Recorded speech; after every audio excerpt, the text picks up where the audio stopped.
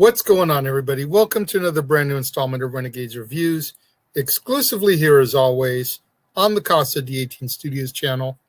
I, of course, am your host, the Renegade JJ Williams, and today we close out the Walt Disney Animation Studios filmography for now with 1990's The Rescuers Down Under, starring the voice talents of Bob Newhart, Ava Gabor, John Candy, Adam Ryan, George C. Scott, and Russi Taylor.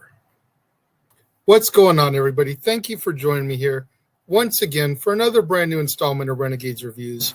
And as I said during the introduction, today we bid farewell. We close the book on the Walt Disney Animation Studios features for now.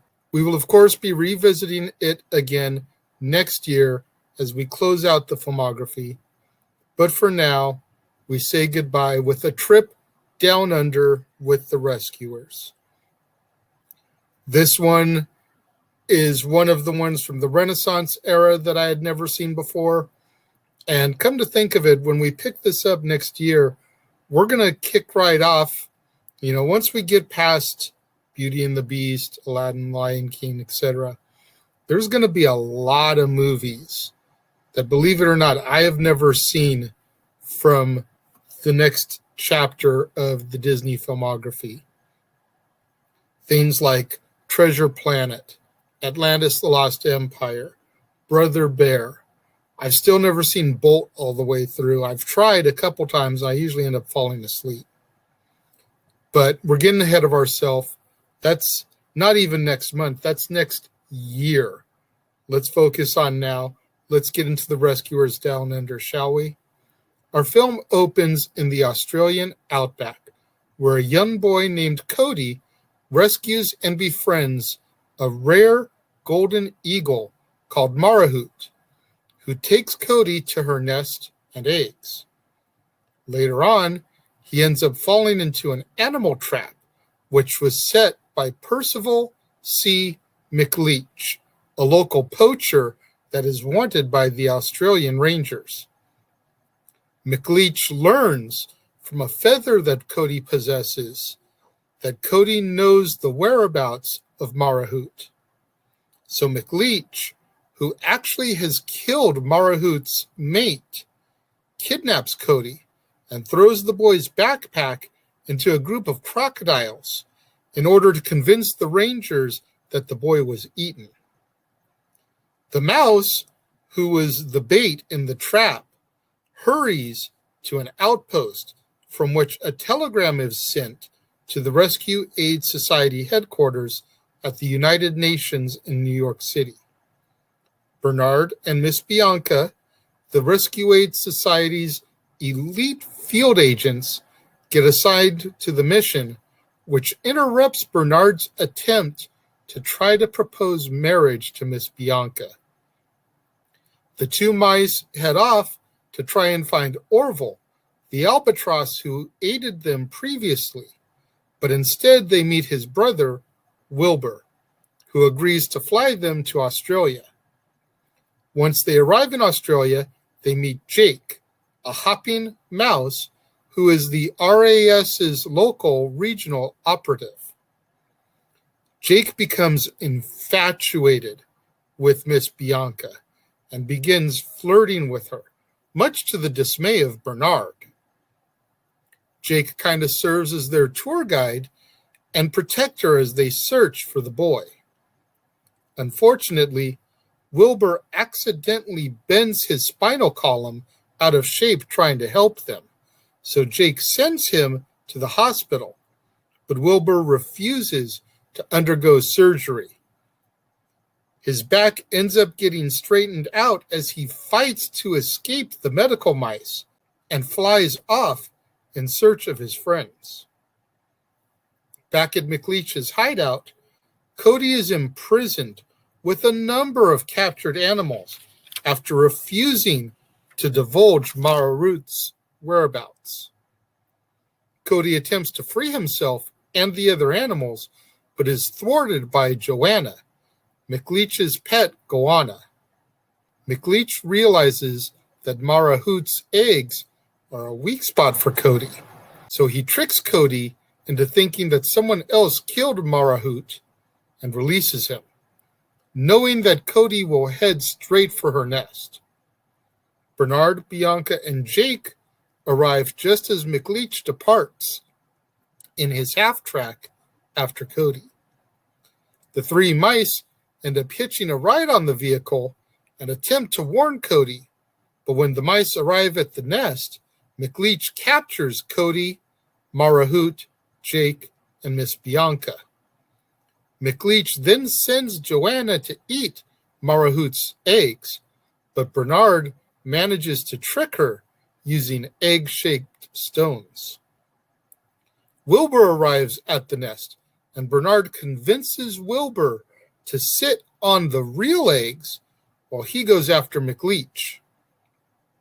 McLeach takes his captives to Crocodile Falls, which is a huge waterfall at the end of the river that he threw Cody's backpack into previously. McLeach ties Cody up and hangs him over the group of crocodiles with intent of feeding him to them. But Bernard, riding a wild razorback pig that he tamed using a horse whispering technique that he had learned from Jake, arrives and disables McLeach's vehicle. McLeach then attempts to shoot the rope that is holding Cody above the water, but Bernard tricks Joanna into crashing into McLeach, sending both of them into the water. The crocodiles attack McLeach and Joanna, while behind them, Cody falls into the water as the damaged rope breaks. As Joanna flees to the riverbank, McLeach fends off and taunts the crocodiles, forgetting about the waterfall until it is too late. McLeach gets washed over the edge, presumably to his death. Bernard dives into the water and holds Cody just long enough for Jake and Miss Bianca to free Mara Hoot, which allows her to save Cody and Bernard just as they go over the waterfall. Bernard, who is desperate to prevent any further incidents, proposes to Miss Bianca on the spot, who immediately accepts, while Jake salutes Bernard with newfound respect. Safe at last, the group departs for Cody's home. Meanwhile, Wilbur is still sitting on Mara Hoot's eggs, which then hatch, and one of the little eaglets bites him. I do have to say that I enjoyed The Rescuers Down Under a lot more than I enjoyed the original Rescuers. I think a lot of it had to do with the addition of John Candy to the cast in the role of Wilbur, as I'm just a huge John Candy fan. You know, things like Cool Runnings, Uncle Buck, The Great Outdoors, Spaceballs, etc. John Candy is just one of the great comedians of my generation and my era, and I think the addition of him to this film really helped make it for me. Eva Gabor, in her final film role, she would pass away a few years afterwards, so it's a very, very fitting, nice send-off, if you will, for her, for the final role in her filmography. to be revisiting this role and this character. This is the very first theatrically released Walt Disney animated sequel. And it would be the only one until we get to Ralph Breaks the Internet and Frozen many years later. None of the other ones that had sequels were theatrical. That could be a good thing, could be a bad thing. Maybe one time I should go through and I should do the direct-to-video, direct-to-DVD Disney sequels. But we got a long ways ahead before we get to that. We still have to finish the filmography next year. We've still got Pixar that we want to do. We've still got live action favorites that I want to get into before I even begin to think of the direct-to-video sequels for the Disney. There's a lot of meat left on this bone, and I don't know if you guys realize how much meat is left on this bone.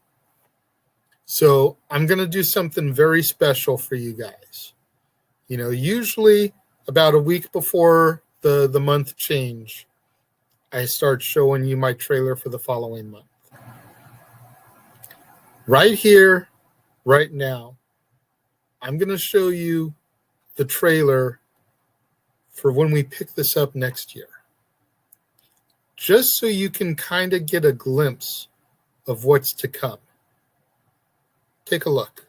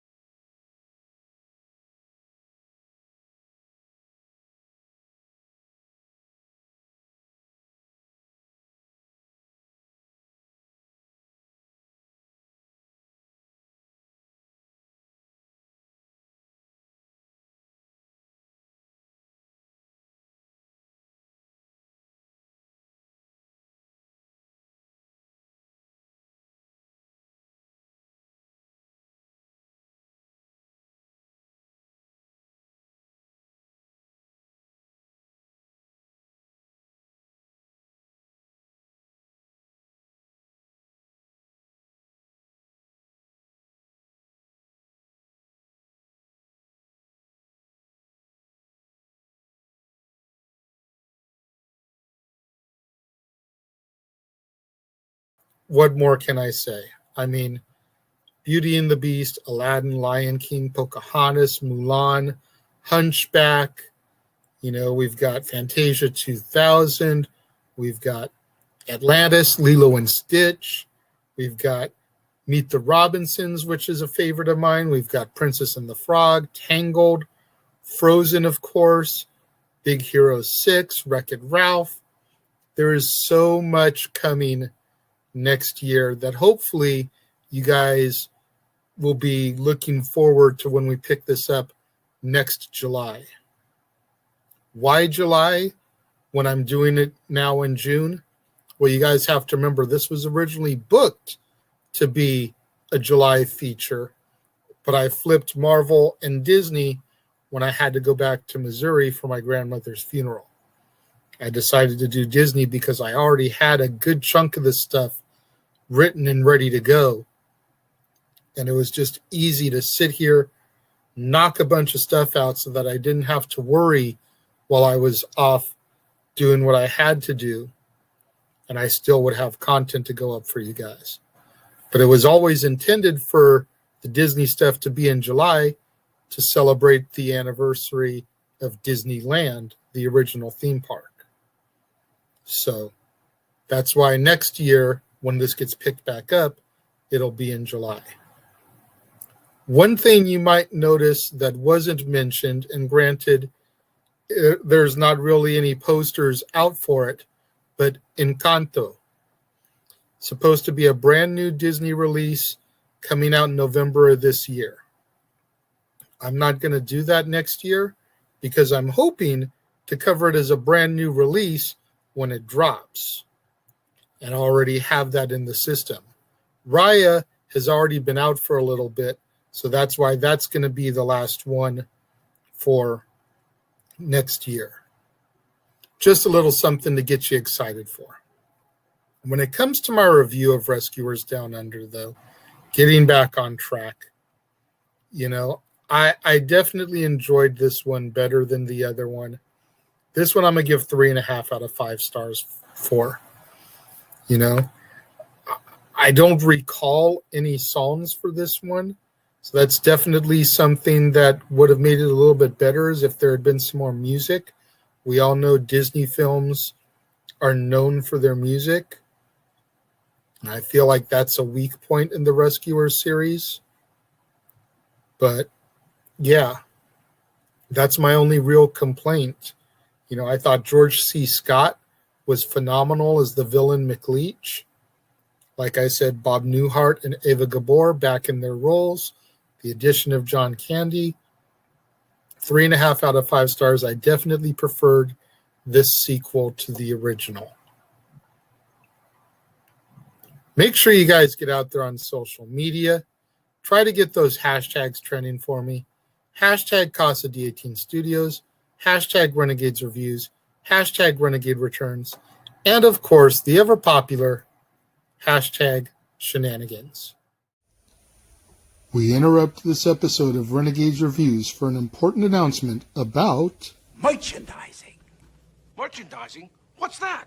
Merchandising. Come, I'll show you. Merchandising, where the real money's made. Make sure you go over to teespring.com/stores/Jeff Meacham Network for all the t-shirts you see here from the West Coast professor, Jeff Meacham himself. You can get shirts for the Jeff Meacham Network, Talk Wrestling, as well as the red and gold Meachamania shirts.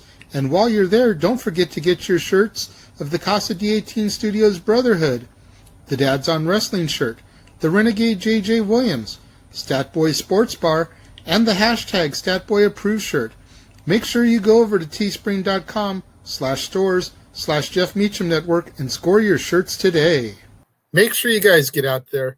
Do what that commercial just told you. Go to teespring.com/stores/Jeff Meacham Network. All the official merchandise of the Casa D18 Studios Brotherhood. Get you your Renegade J.J. Williams shirt, Dad's Not Always on Wrestling, Statboy Sports Bar, hashtag Statboy Approved, hashtag Shenanigans. Get you all your official merchandise for the Jeff Meacham Network. 3 different designs of the Jeff Meacham Network logo for you to choose from, along with Talk Wrestling, Meachamania, and more. Hey, it's summertime now. It's been triple digits out where I am. Not sure about where you guys live. But like I said, summer's here. Pool parties, barbecues, beach. Go out there onto that Teespring. Get you a tank top.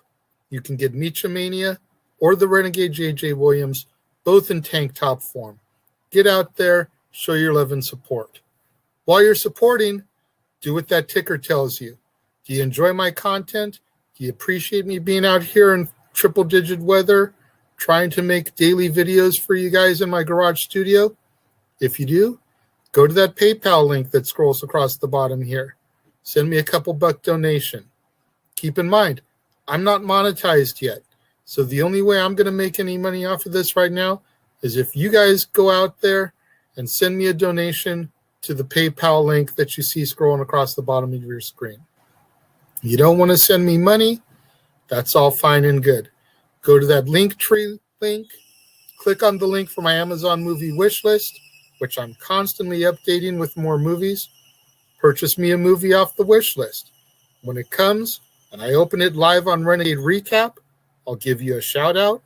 And then when I factor it into one of my theme months, I'll give you another shout out as I review it. And I'll show you guys the same amount of love that you guys show me. Tomorrow, when we're back here on the Casa D18 Studios channel for a brand new episode of Renegades Reviews and a brand new month, we will be starting Marvel movies. And we will be starting with 1998's Blade, starring Wesley Snipes and Boucher Wright, Stephen Dorff, Chris Christopherson, Donal Logue, Sanaa Lathan, and Tracy Lords. You're not going to want to miss out tomorrow as we switch gears from the wholesome family viewing of Disney to the R-rated world of Blade the Daywalker. You're definitely not going to want to miss out on that. All my loyal fans out there that have been tuning in for the premiere, watching along, leaving your comments over here, thank you very much. I greatly appreciate you guys. For all my loyal viewers that tune in a little bit later on in the day, watching on demand, leaving your thoughts and comments down here, thank you very much. I greatly appreciate you guys. I appreciate each and every one of my loyal viewers that tune in day after day. Thank you very much for watching, and I will see you guys next time.